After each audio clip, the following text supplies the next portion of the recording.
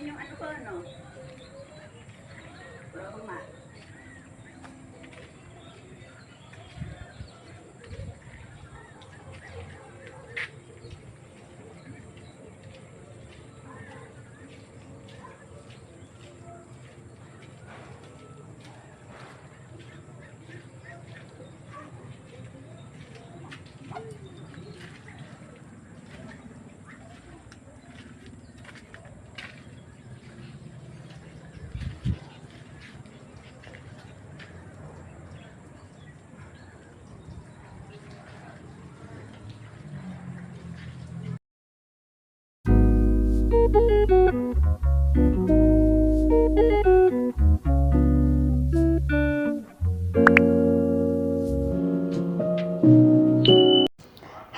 Hello! Kamusta kayo? And welcome again sa aming YouTube channel. So for today's video ay pang day 4 na ng ating house journey. Pero bago ang lahat ay hayaan nyo ako na magbigay ng kaunting background sa aming pamilya. Ako si May, ang anak namin ay si Maron at ang aking asawa naman ay si Ronnie. Kaya ito ang aming vlog, Maronnie's Vlog. So ayun na nga.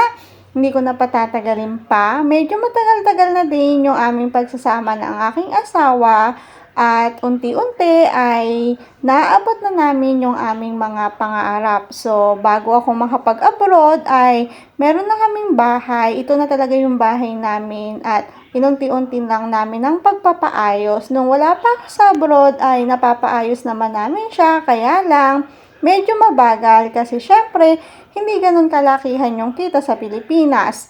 Tapos ayun, awa ng Diyos, nakapag-abroad ako. Sa gawa ng pagtutulungan namin ng aking irog ay naunti-unti namin yung aming bahay. So, eto na nga yung ating journey. Pang day 4 na ng ating ng pintura. At medyo maagang pumasok sila para maghalo, kaya lang hindi ganong maganda ang ating panahon. Ngayon ay dito na sila gagawa sa kwarto namin. Dito sa kwarto ay, kwarto to ng anak ko ang gagawa na nila. Napunasan na nga nila yan, kaya lang hindi gano'n nakapag-video ang aking irog kasi siya din naman yung nag-aasikaso sa lahat, sa pagkain, sa merienda, tapos kung may kailangan bang bilhin o nag-a-assist din siya dun sa gumagawa, kaya hindi rin siya nakakatutok sa video. Pero by the way, so ayan yung bahay namin ay dalawa yung kwarto niya. So, hinuli ni Irog yung kwarto namin para mayroon silang tulugan. Kaya yung kwarto ng anak namin yung nagawa. So, eto na nga.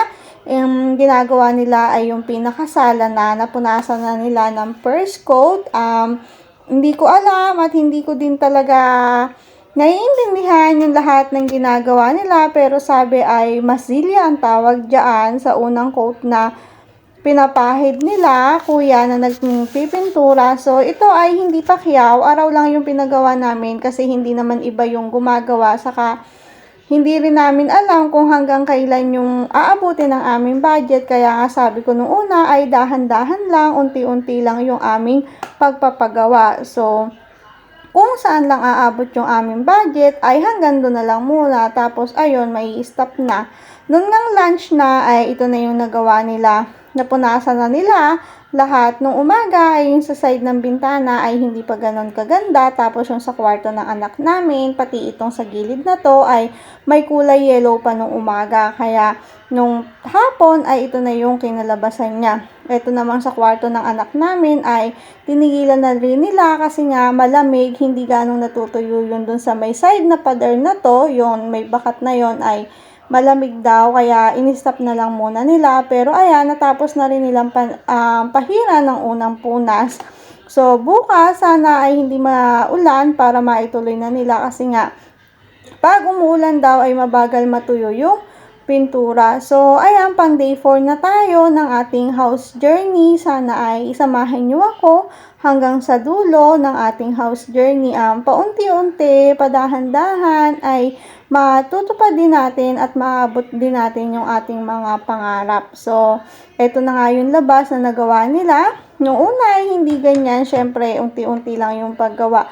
At nakikita naman namin ni Irog yung progreso ng aming mga pangarap na di baling mabagal, ang mahalaga ay umuusad naman. So, ayun, sana samahan nyo pa kami at sana kayo din ay huwag kayong mawala ng pag-asa na matutupad din yung ating mga pangarap pagdating ng araw. Magpatuloy lang tayo at magsipag, manalig na matutupad din yon sa tamang panahon, sa tamang kalooban ng ating Panginoon. Sa ngayon, kung hindi pa niya pinagkakaloob ay magpatuloy pa rin tayo. So, eto na nga. Papasok na nga si Irog, yan yung pinakalabas ng aming bahay. So, 'di ba? Nakikita niyo yung progreso na talagang ang ganda.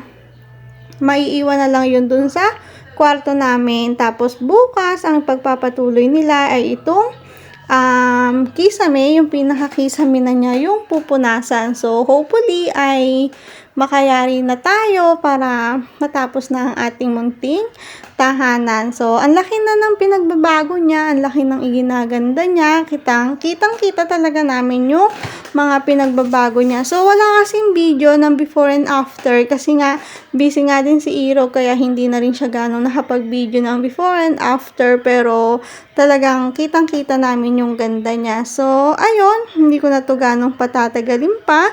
Ang Irog ko ang taga-video sa Pilipinas. Ako naman ang taga-edit dito sa abroad. So, tulungan lang. O, diba? Tamang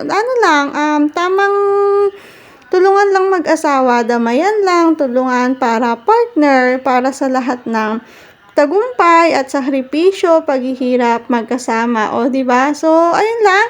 Na-share ko lang sa inyo. Sana ay samahan nyo ako hanggang sa dulo at huwag kayong magsasawa na suportahan yung aming mga vlogs, family vlogs, LDR vlogs, and ayun, buhay realidad lang ang aking ma-share sa inyo. So, magpatuloy lang tayong mangarap. Di baling mabagal, ang mahalaga ay umuusad. Ang sabi nga nila, kapag mabilis din mawala. Mabilis din kuhanin. So, eto, bukas, yung kitchen naman, yung maayos. So, ganun siguro talaga, pagka nagpapagawa, medyo may kaguluhan ang ating bahay. So, maraming salamat sa inyong patuloy na pagsuporta, sa inyong